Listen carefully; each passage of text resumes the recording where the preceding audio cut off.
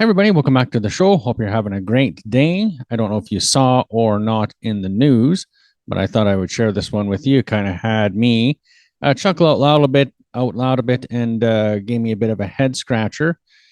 The Windigo Island residents are having trouble with their power bills. Now, power bills are not anything new. I don't think anyone in Canada is thrilled with the price they pay for electricity these days. But they are specifically having a real problem because their costs are higher than the average by far because their electricity is actually coming from the United States.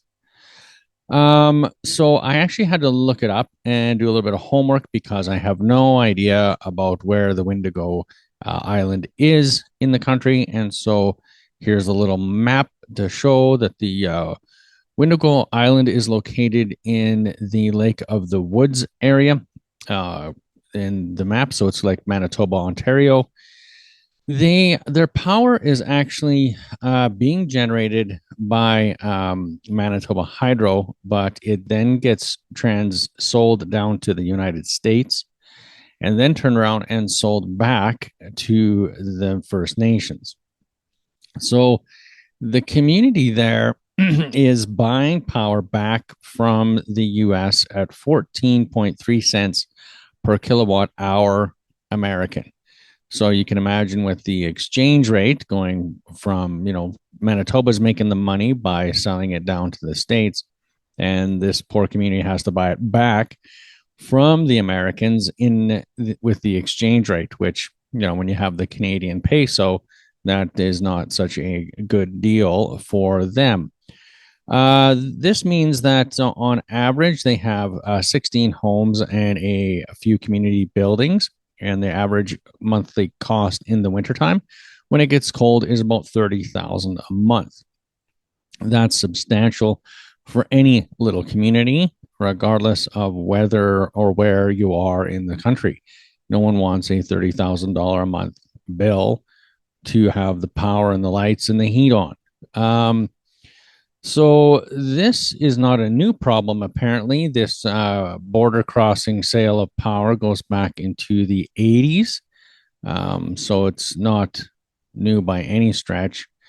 And I'm pretty sure that somebody somewhere in the last 40 years might have figured out that, hey, having a indigenous community, or in fact, any community on the American power grid and not a Canadian power grid might have been something you wanted to take a look at. But Indigenous Service Canada, of course, says that had they had knowledge at the time that these things were happening, had they had knowledge, right? Yeah. Where have they been for 40 years? Well, so their Indigenous Service Canada, I guess, is on the ball, and keeping up with what goes on with Indigenous people in their communities.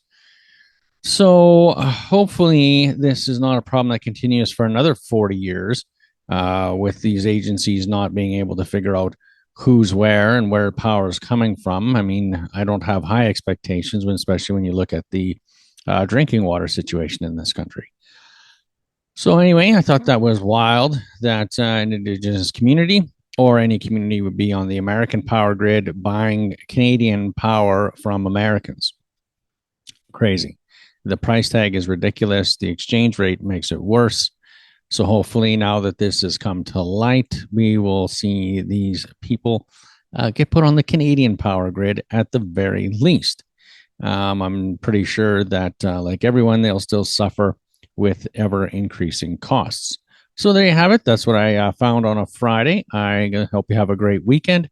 As always, if you like the show, hit the like and subscribe. It sure helps out with these crazy algorithms. And we're on Facebook, YouTube, Instagram, and Spotify. And as always, until next week, the jig is up. The Jig is Up is made possible in part by the Métis Federation of Canada, uniting Métis people from coast to coast to coast.